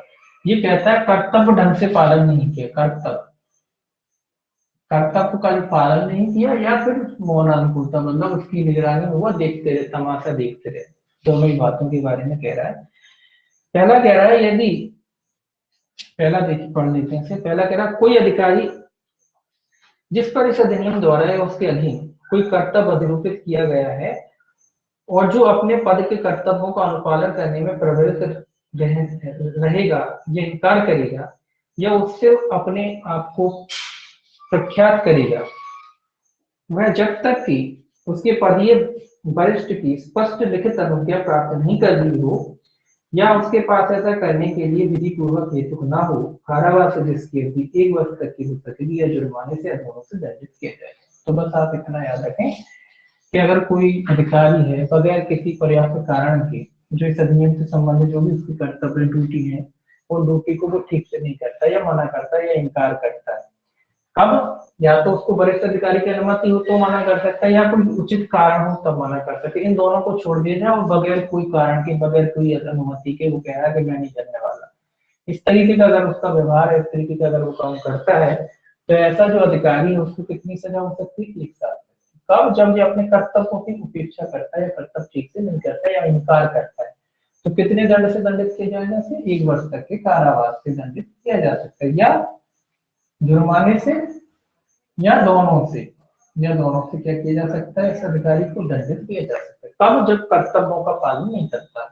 ठीक है, ना कोई उचित आधार है, ना कोई वरिष्ठ अधिकारी की अनुमति मिली है कि नहीं करना है ना, फिर भी नहीं कर रहा है, तो फिर 1 वर्ष तक की कारावास से ऐसे अधिकारी को दंडित किया जाएगा। तो इसमें ये इंपॉर्टेंट है, आपको ये याद रखना है। दूसरा कहता है क्लॉज का, कोई अधिकारी जिस पर इस अधिनियम द्वारा उसके अधीन कोई कर्तव्य अधिरूपित किया गया है या कोई व्यक्ति जिसे किसी व्यसनी, दूसरा है किसी अन्य व्यक्ति जिसे इस अधिनियम के अधीन किसी अपराध के लिए आरोपित किया गया है की अभिरक्षा सौंपी गई है और जो इस अधिनियम में उसके अधीन बनाए गए किसी नियम या आदेश के किसी उपबंध के उल्लंघन में जानबूझकर सहायता करेगा या मौनानुकूलता रहेगा, वह कठोर कारावास है जिसकी अभी 10 वर्ष से कम की नहीं होगी किंतु जो 20 वर्ष तक की हो सकेगी, और जुर्माने से जो 1 लाख रुपए से कम का नहीं होगा किंतु जो 2 लाख रुपए तक का हो सकेगा, दंडनीय होगा। ये थोड़ी जटिल परिस्थिति आ गई। ये क्या कह रहा है 559(2) में, ये क्या कह रहा है, जो कोई व्यसनी मतलब जो एडिक्ट है व्यक्ति, वो व्यक्ति हो गया या अन्य कोई व्यक्ति जो अपराध में शामिल रहा है। अब ये अधिकारी क्या कर रहा है, जो जिसको अभिरक्षा सौंपी गई, जिसको अभिरक्षा सौंपी गई, कस्टडी सौंपी गई है, ये व्यक्ति जो अधिकारी है इसको क्या करना चाहिए, अपनी ड्यूटी का पालन करना चाहिए। लेकिन ये क्या कर रहा है, ये उल्टी उसकी मदद कर रहा है, उसको उपलब्ध करा रहा है चीजें वगैरह, या उसकी हेल्प कर रहा है, मदद कर रहा है काम में। तो ये कह रहा है अगर इस तरीके का वो काम करता है, मतलब जब मदद कर रहा है एक तरीके से, उसकी सहायता कर रहा है, उसका साथी बन रहा है, ये कहने की बात है। जब साथी बन रहा है तो साथी जैसे सजा भी होगी। तो ये कह रहा है ऐसे अगर अधिकारी को कितनी सजा होगी, कठोर कारावास से 10 वर्ष तक के कठोर कारावास होगा, वो भी कितना, 10 वर्ष तक का, 10 वर्ष तक के कठोर कारावास से, और जुर्माने से, जुर्माना कितना हो सकता है, 1 लाख रुपए तक का। तो 1 लाख रुपए तक का जुर्माना, और 10 वर्ष तक की सजा से क्या किया जाएगा, उस व्यक्ति को दंडित किया जाएगा। कौन से, जो अधिकारी की बात करें, जो अधिकारी है उसको दंडित किया जाएगा। देखिए मैं देख नहीं रहा होगा नीचे, अब थोड़ा मिटा लो, ऊपर लिखिए इसे।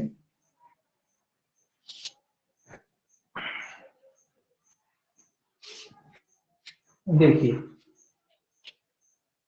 स्पष्टीकरण छोड़ दीजिए, कोई नहीं है इसमें। अधिकारी पद के अंतर्गत ऐसा व्यक्ति है जो धारा 64 का के अधीन सरकार या किसी स्थानीय प्राधिकरण द्वारा चलाए जा रहे या किसी मान्यता प्राप्त किसी अस्पताल या संस्था में निरावय उपचार करने के लिए नियोजित है। तो ये कह रहा है कि जो उपचार वगैरह करने के लिए नियोजित वगैरह उन व्यक्तियों की बात कह रहा है। जो जिस सक्षम अधिकारी का क्या अर्थ है, जो संस्थाएं वगैरह बना दी जाती हैं उसमें जो अधिकारी वगैरह होते हैं उनके बारे में बात कर रहा है, जिनको सौंपे जाते हैं ये व्यक्ति, ये क्या उसकी क्या कर रहे हैं जी, हेल्प कर रहे होते हैं। वहाँ उदाहरण के लिए मान लो नशा मुक्ति केंद्र, वहाँ के जो कर्मचारी वगैरह हैं, जो वैसे नहीं उनको सौंपा गया था, क्या कर रहे हैं उसको उल्टा बोले, ड्रग्स की सप्लाई बोले तुम चिंता नहीं करो हम देखते रहेंगे तुम्हें, तरीके का कोई हरकत कर रहे हैं तो फिर 10 साल तक की सजा है, वो भी कठोर, और 1 लाख रुपए तक का जुर्माना। तीसरा देखिए क्या कहता है इसका क्लॉज, तीसरा कहता है कोई न्यायालय उपधारा 1 या उपधारा 2 के अधीन किसी अपराध का संज्ञान यथास्थिति केंद्र सरकार या राज्य सरकार की मंजूरी से किए गए लिखित परिपत्र पर ही करेगा, अन्यथा नहीं। ये ऊपर और नीचे ये दोनों की बात कह रहा है। इन दोनों मामलों में कोई अधिकारी के खिलाफ कोई मामला हो उनके बारे में मामले, या कोई जिस अधिकारी को सौंपे गए व्यक्ति उनके बारे में मामले की बात कह रहा है कि इन दो मामलों में न्यायालय परिवाद कब ग्रहण करेगा, न्यायालय किसके परिवाद पर मामला ग्रहण करेगा, केंद्र सरकार या राज्य सरकार, जैसी भी स्थिति, चाहे केंद्र हो चाहे राज्य हो, जैसी भी स्थिति हो, तो उनके परिवाद पर ही मामला ग्रहण किया जाएगा। मतलब इनका कब करेगा, जब केंद्र सरकार परिवाद करती है, केंद्र सरकार जांच करती है या राज्य सरकार करती है अधिकारियों के बारे में, तभी न्यायालय मामले को ग्रहण करेगा, अन्यथा नहीं। ये इन अधिकारियों के लिए बात करें, सबके लिए नहीं, केवल इन अधिकारियों के लिए। सेक्शन देखिए 60, सेक्शन 60 क्या कहता है, सेक्शन 60 कहता है अवैध औषधियों, पदार्थों और वस्तुओं और प्रमाणों का अधिग्रहण किए जाने का दायी होगा। ये कह रहा है जो अवैध रूप से औषधि पदार्थ वस्तुएं हैं, ये किसके अधीन होंगे, अधिग्रहण किए जाने के दायी, अधिग्रहण जब्ती के अधीन।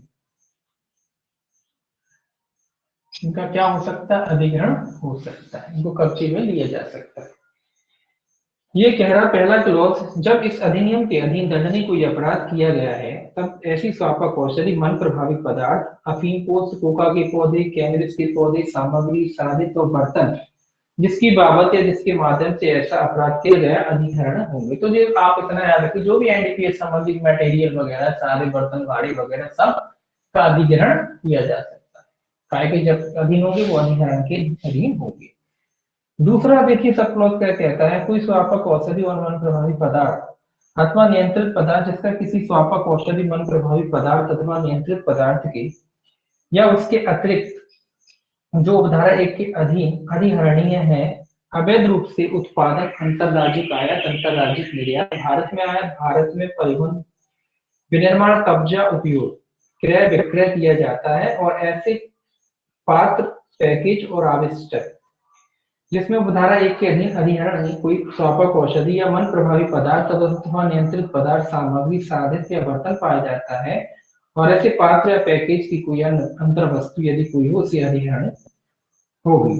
तो ये क्या कहता है, वही बात ये कह रहा है कि जब कोई एनडीपीएस संबंधी कोई पदार्थ है, औषधि वगैरह है, उसका आयात निर्यात किया जाता है, कोई मार्ग में कोई गाड़ी वगैरह में पकड़े जाते हैं, एक स्थान से दूसरे स्थान पे पकड़े जाते हैं, बर्तन भाड़े जो भी है वो भी इसमें शामिल है, एनडीपीएस पदार्थ के साथ जो इस्तेमाल किए जाते हैं वो सब भी काय के अधीन होंगे, अधिग्रहण के अधीन होंगे। तीसरा और देख लीजिए ये क्या कहता है, तीसरा कहता है किसी स्वापक औषधि या मन प्रभावित पदार्थ अथवा नियंत्रित पदार्थ उपधारा 1 या 2 के अधीन अधिहरणीय किसी वस्तु के वहन के उपयोग में लाया गया कोई जीव जंतु या प्रवण अधिहरणीय होगा जब तक कि जीव जंतु या प्रवण का स्वामी यह साबित नहीं कर देता कि उसका इस प्रकार प्रयोग स्वयं स्वामी उसके अभिकर्ता यदि कोई हो, और उस जीव जंतु या प्रवण के भारताधिक व्यक्ति के ज्ञान या मानवता के बिना किया गया था, और उसने उनमें से प्रत्येक ने ऐसे उपयोग के विरुद्ध सभी समुचित पूर्व सावधानियां बरती। तो ये कह रहा है कि जब जो गाड़ी वगैरह होती है या कोई पशु वगैरह है किसी अन्य व्यक्ति का है, तो उसको भी जब्त या अधिग्रहण कर लिया जाएगा, और उसको छोड़ा नहीं है। मान क्या होता है, कोई गाड़ी वगैरह वाहन वगैरह हुआ या कोई पशुवादी वगैरह हो जिससे प्रहरण किया जा रहा था, मान लो एक स्थान से दूसरे स्थान पे ले जाया जा रहा था, उनको भी क्या कर लिया जाएगा, जब्त कर लिया जाएगा, अभिग्रहण कर लिया जाएगा। हाँ, उसकी अगर कोई आपत्ति आती, कोई मालिक वगैरह आता है जिसकी वो है, क्योंकि ये लोग अपनी तो गाड़ी इस्तेमाल करते नहीं, दूसरों की किराए से लेके इस तरीके का है। तो ये कह रहा है कि जब वो जो मालिक वगैरह है वो ये सिद्ध नहीं कर देता, उसको सिद्ध करना पड़ेगा कि भैया हमने तो बहुत कोशिश की थी, हाँ हमें पता ही नहीं था, हम किराए से देते, ये सारी बातें हैं। वो सिद्ध करेगा तभी उसको छोड़ा जाएगा, अन्यथा नहीं छोड़ा जाएगा, अन्यथा उनको क्या कर लिया जाएगा, जब्त कर लिया जाएगा। ठीक है। 61 देखिए सेक्शन 61। सेक्शन 61 कहता है अवैध औषधीय पदार्थों को छिपाने के लिए उपयोग में लाए गए माल का अधिग्रहण। ये क्या कह रहा है, जो भी चीजें छिपाने के इस्तेमाल की जाती है, काहे में इस्तेमाल की जाती है, छिपाने के लिए। अवैध वस्तुओं, कौन सी वस्तुओं को छिपाने में, एनडीपीएस संबंधी जो भी पदार्थ है उनको छिपाने में जो वस्तुएं यूज की जाती हैं उनको भी जब्त कर लिया जाएगा। वो तो वस्तु तो होती ही है, साथ में उन चीजों को भी जब्त कर लिया जाएगा या अभिग्रहण कर लिया जाएगा जो छिपाने में यूज की गई थी, इस्तेमाल की गई थी। ये कह रहा है किसी स्वापक औषधि या मन प्रभावी पदार्थ तथा नियंत्रित पदार्थ को जो इस अधिनियम के अधीन अधिहरणीय है, छिपाने के लिए उपयोग में लाया गया कोई माल अधिहरणीय होगा। इस धारा में माल के अंतर्गत परिवहन के साधन के रूप में प्रवहन नहीं है। ये क्या कह रहा है, माल मतलब क्या होता है कि यदि एनडीपीएस वाला पदार्थ है, आप जानते हैं कि डायरेक्टली तो कोई ले नहीं जाते, किसी आटे की डोरी के अंदर बीच में घुसेड़ दिया, या कोई कई तरीके होते हैं, इसमें खाने पीने का सामान जा रहा है उसमें बीच में रख दिया, इस तरीके से पैकिंग आगे भी करते हैं। तो ये कह रहा है कि वो पूरा पूरा जो माल है उसके तो जब्त होते ही है, उसके साथ वो पूरा माल भी क्या हो जाएगा, जब्त होगा, अधिग्रहण के अधीन होगा। अब देखिए 62 क्या कहता है, सेक्शन 62। 62 कहता है अवैध औषधियों या पदार्थों के विक्रय के आगमों का अधिग्रहण। ये क्या कह रहा है, जो अवैध आगम वगैरह होते हैं उनको भी जब्त कर दिया जाएगा। इसमें लिखा है तो आपको औषधि या मन प्रभावी पदार्थ अथवा नियंत्रित पदार्थ या विक्रय किसी ऐसे व्यक्ति द्वारा किया जाता है जिसको यह ज्ञान या विश्वास करने का कारण है कि ऐसी औषधि या पदार्थ इस अधिनियम के अधिग्रहणीय है, वहां उसके विक्रय आगम भी अधिग्रहणीय होंगे। तो ये कह रहा है जो एनडीपीएस, जो व्यक्ति जानता है कि जो पदार्थ एनडीपीएस का है वो अधिग्रहणीय है, तो उसके जो विक्रय आगम होते हैं, जो विक्रय किया जाता है उसको जान, ऐसा पदार्थ जो अधिग्रहण के अधीन है, अगर किसी अन्य व्यक्ति द्वारा बेच दिया गया है और वो पदार्थ किसके अधीन है, अधिग्रहण के अधीन था, तो उसके विक्रय से जो आगम प्राप्त हुई, जो आय हुई है, जो पैसे प्राप्त हुए उनको भी क्या कर लिया जाएगा, अधिग्रहण कर लिया जाएगा। ये सारी चीज, तो ये कहता है जो भी संपत्ति वगैरह उससे प्राप्त होगी, जो भी पैसे प्राप्त होंगे, अगर ऐसी संपत्ति जो अधिग्रहण के अधीन थी, एनडीपीएस वाली संपत्ति होती है, तो उसको बेच के जो भी कोई पैसे, जब वस्तु भी पकड़ी जाती, पैसे भी, तो वो सारे पैसे भी क्या कर लिए जाएंगे, जब्त कर लिए जाएंगे। अब 63 कहता है अधिग्रहण की प्रक्रिया। ये प्रक्रिया जब्ती की प्रक्रिया कौन सी, जो एनडीपीएस संबंधी वस्तु उनकी जब्ती की प्रक्रिया। देखिए जी क्या कहता है, ये कहता है इस अधिनियम के अधीन अपराधों के विचारण में चाहे अभियुक्त को सिद्ध दोष या दोषमुक्त या उन्मोचित किया जाता है, ये याद रखेंगे। ये कहता है जब विचारण चल रहा है मामले का, चाहे अभियुक्त को सिद्ध दोष कर दो यानी दोषी करार दिया जाए, चाहे उसे निर्दोष करार दिया जाए, या उसे छोड़ दिया जाए, उन्मोचन मतलब छोड़ दिया जाए, तीनों परिस्थिति की बात करें, चाहे वो दोषी हो, चाहे वो निर्दोष हो, चाहे उसको छोड़ दिया जाए, ठीक है, किया जाता है। न्यायालय यह विनिश्चय करेगा कि क्या इस अधिनियम के अधीन अभिकृत कोई वस्तु या चीज धारा 60, 61, 62 के अधीन अधिग्रहण के लिए दायी है, और यदि वह विनिश्चय करता है कि वस्तु इस प्रकार अधिग्रहण के दायी है तो वह तदनुसार अधिग्रहण का आदेश देगा।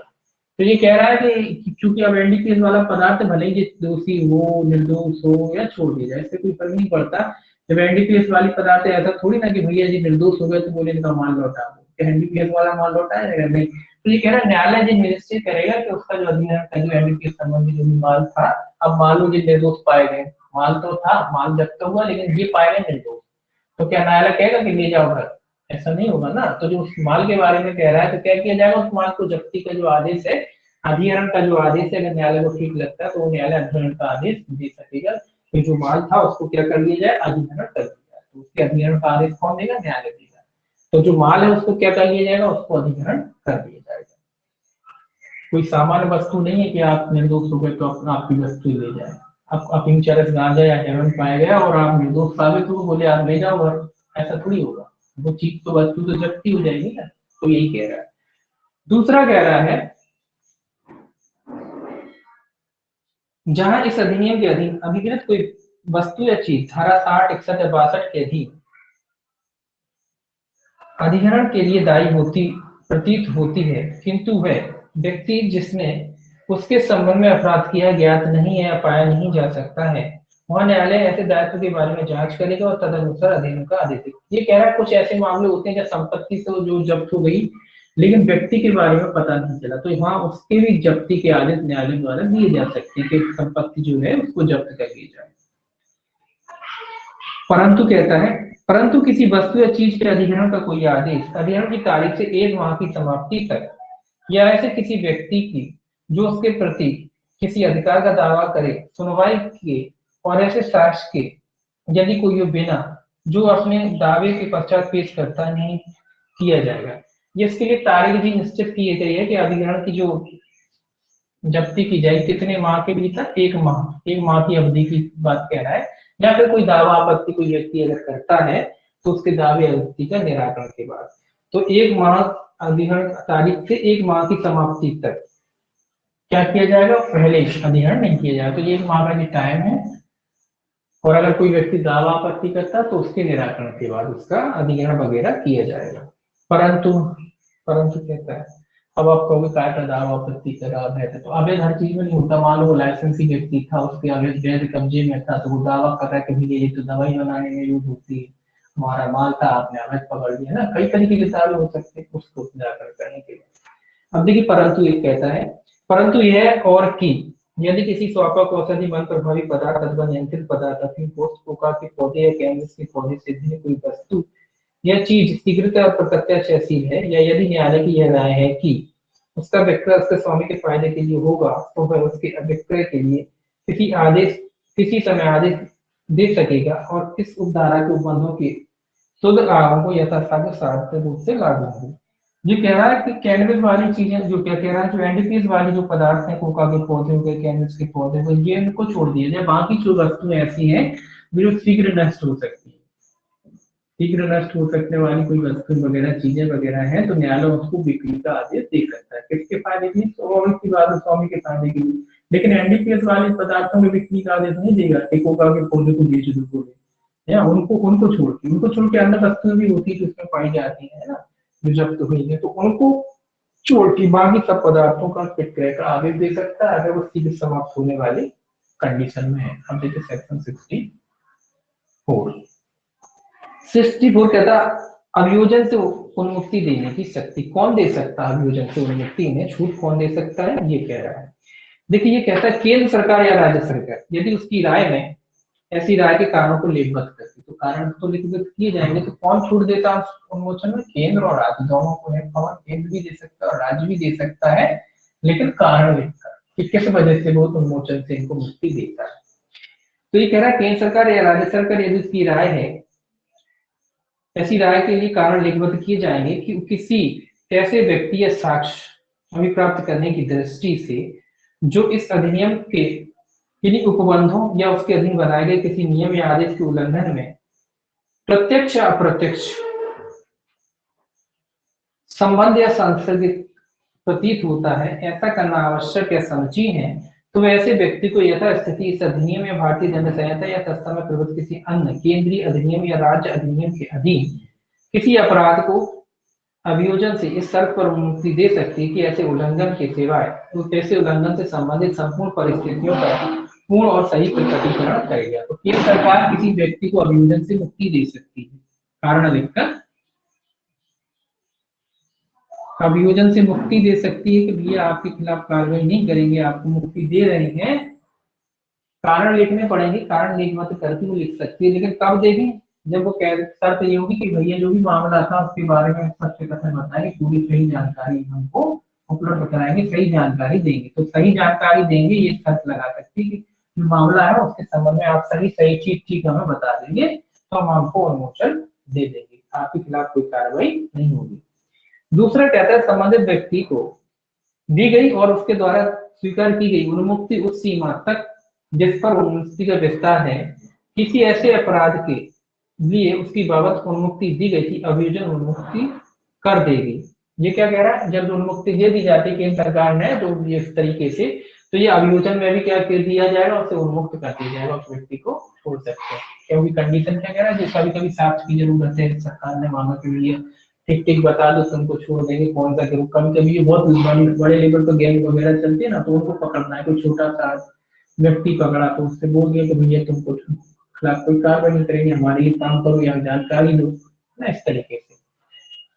तीसरा कहता है, यदि यथास्थिति केंद्र सरकार या राज्य सरकार को यह प्रतीत होता है कि उस व्यक्ति ने जैसे इस धारा के अधीन उन्मुक्ति दी गई है, शर्तों का जिसके अधीन उन्मुक्ति दी गई थी पालन नहीं किया है, या जानबूझकर कोई बात छिपा रहा है या मिथ्या साक्ष्य दे रहा है, तो यथास्थिति केंद्र सरकार या राज्य सरकार उस प्रभाव का निष्कर्ष लिपिबद्ध कर सकेगी, वो तब उन्मुक्ति प्रत्याहृत हो गई समझी जाएगी, और ऐसे व्यक्ति का उस अपराध के लिए जिसके लिए उन्मुक्ति दी गई थी या उसी विषय के संबंध में किसी अन्य अपराध के लिए जिसका वह प्रतीत होता विचारण किया जा सकेगा।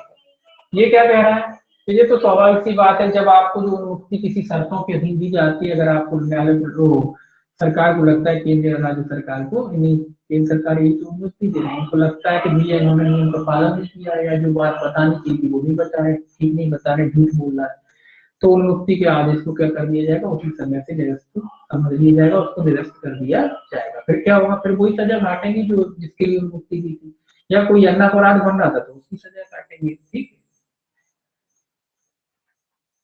क्योंकि उन्मुक्ति जो सीआरपीसी में देखेंगे, उन्मुक्ति और दोष मुक्ति में क्या अंतर होता है ना, उन्मुक्ति दी है, दोष मुक्ति नहीं दी है, तो उसका क्या है, दोबारा से उन्मुक्ति है तो फिर दोबारा से क्या हो जाएगा, टाइम चलेगा। अगर उन्मोचन दिया है और आप शर्तों का पालन नहीं करेंगे तो क्या होगा, आपका सजा काटिए आपकी दोबारा।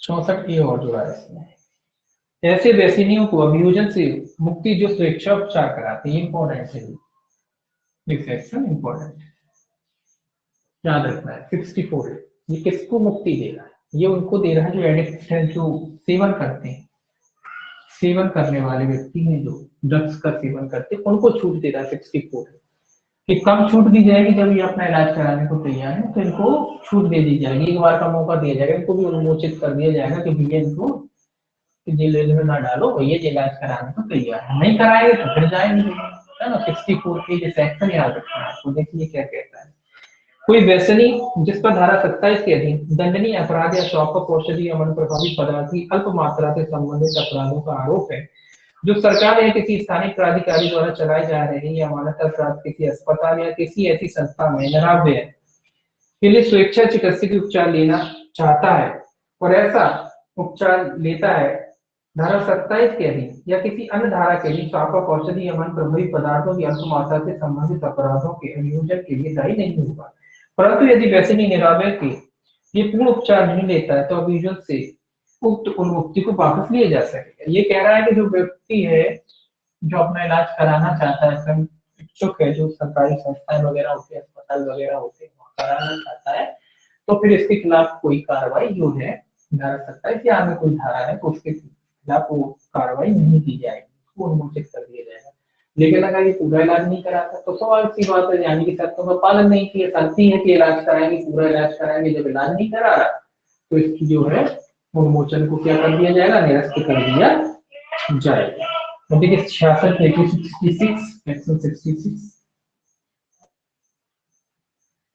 66 कहते हैं कतिपय मामलों में दस्तावेजों के बारे में उपधारणा, ये कह रहा है दस्तावेज जो आते हैं उनके बारे में उपधारणा, एक बार पढ़ लेते हैं, इसमें भी न्यायालय उपधारणा करेगा। ये कह रहा है जहां कोई दस्तावेज पहला इस अधिनियम या किसी अन्य विधि के अधीन किसी व्यक्ति द्वारा पेश की जाती है, दी जाती है, अगर किसी व्यक्ति की अभिरक्षा या नियंत्रण में अभिकृत की जाती है, दोनों मामलों या इस अधिनियम के अधीन किसी अपराध के अथवा किसी व्यक्ति द्वारा किया जाना अभिगत अन्वेषण के अनुक्रम में भारत के बाहर किसी स्थान से ऐसा प्राधिकरण या व्यक्ति द्वारा जो ऐसे नीति से जो केंद्र सरकार द्वारा विहित की जाए समय रूप से अधिप्रमाणित रूप में प्राप्त की जानी है, और ऐसे दस्तावेज इस अधिनियम के अधीन किसी अभियोजन में या उसके विरुद्ध या उसके और ऐसे किसी व्यक्ति के विरुद्ध जिसका उसके साथ संयुक्त रूप से विचार किया जाना साक्ष्य में पेश की जाती है वहां न्यायालय। ये कह रहा है कि कैसे दस्तावेज हैं जो इस अधिनियम के अनुक्रम में बनाए जाते हैं उनको प्रमाणित किया जाता है, या विदेश में भी बनाए गए तो भारत सरकार के जो नियम वगैरह है या भारत सरकार की जो प्राधिकरण, भारत सरकार के द्वारा मान्यता प्राप्त मान लीजिए या प्राधिकृत मान लीजिए उन तरीकों से प्राप्त किए गए दक्षिण प्राधिकारी द्वारा अटेस्टेड वगैरह किए गए हैं, तो उनके मामले में पहला कहता है जब तक कि तत्प्रतिकूल साबित नहीं कर दिया जाता योग धारणा करेगी ऐसी दस्तावेज का जिसका किसी विशिष्ट व्यक्ति के हस्तलेख में होना तात्पर्य है या जिसके बारे में न्यायालय की युक्तियुक्त रूप से यह धारणा करे कि वह किसी विशिष्ट व्यक्ति द्वारा हस्ताक्षर किया गया था, हस्ताक्षर और प्रत्येक अन्य भाग उस व्यक्ति के हस्तलेख में है, निष्पादित है और अनुप्रमाणित दस्तावेज की दशा में यह कि वह व्यक्ति द्वारा निष्पादित अनुप्रमाणित की गई थी जिसके द्वारा उसका इस प्रकार निष्पादित या अनुप्रमाणित होना तात्पर्य। तो कुल मिला के आपको कुछ याद नहीं लिखना, एक बार पढ़ रहा हूँ बस आप एक व्यक्ति न्यायालय को बनाना करिएगा कि ये जैसा था जो भी प्रमाणित है वो ठीक ठाक तरीके के अधिकारी द्वारा प्रमाणित आदि किया गया है ना, कुछ नहीं करना है इसमें, एक बार पढ़ सुन लीजिए बस। दूसरा कहता है किसी दस्तावेज को यदि ऐसा दस्तावेज साक्ष्य में अन्यथा गिरा है इस बात की होती हुई कि वह सम्यक रूप से स्थापित नहीं है साक्ष्य ग्रहण करेगा। ये कह रहा है कि अगर स्थापित नहीं, ये ध्यान रखिए थोड़ा, कि अगर स्थापित नहीं है तो भी न्यायालय उसको साक्ष्य में ले सकता है। अगर कोई चीज ऐसी है कि स्थापित होनी चाहिए और स्थापित नहीं है तो भी न्यायालय उसको क्या कर सकता है, साक्ष्य में ग्रहण करेगा। दूसरा कहता है खंड 1 के अंतर्गत आने वाले किसी मामले में जब तक कि तत्प्रतिकूल साबित नहीं कर दिया जाता है ऐसी दस्तावेज के अंतर्वस्तु की सत्यता की उदाहरण करेगा। मतलब क्या होता है, दस्तावेज की अंतर्वस्तु मतलब अंतर्वस्तु है ना जो दस्तावेज में लिखा है, जो उसका मैटर है अंतर्वस्तु, उसके भी सत्य होने की न्यायालय क्या करेगा, उदाहरण करेगा। जब तक कि आप तत्प्रतिकूल साबित नहीं कर देते न्यायालय मान के चलेगा ये सत्य लिखा, बिल्कुल सत्य है इसके अंदर। अब इसका 67 देखिए, सेक्शन 67 देखिए, जानकारी आदि मांगने की शक्ति, जानकारी है कौन कौन मांग सकता है। देखिए ये कहता है धारा 42 में निर्दिष्ट कोई ऐसा अधिकारी जो केंद्र सरकार या राज्य सरकार द्वारा इस निमित्त प्राधिकृत किया जाता है इस अधिनियम के किसी उपबंध के उल्लंघन के संबंध में किसी जांच के अनुक्रम में, मतलब जांच वगैरह की जाए चाहे केंद्र सरकार का अधिकारी हो चाहे राज्य सरकार का कोई अधिकारी हो। पहला कहता है अपना यह समाधान करने के प्रयोजनों के लिए क्या इस अधिनियम या उसके अधीन बनाए गए किसी नियम या आदेश के उपबंधों का उल्लंघन हुआ है किसी व्यक्ति से जानकारी मांग।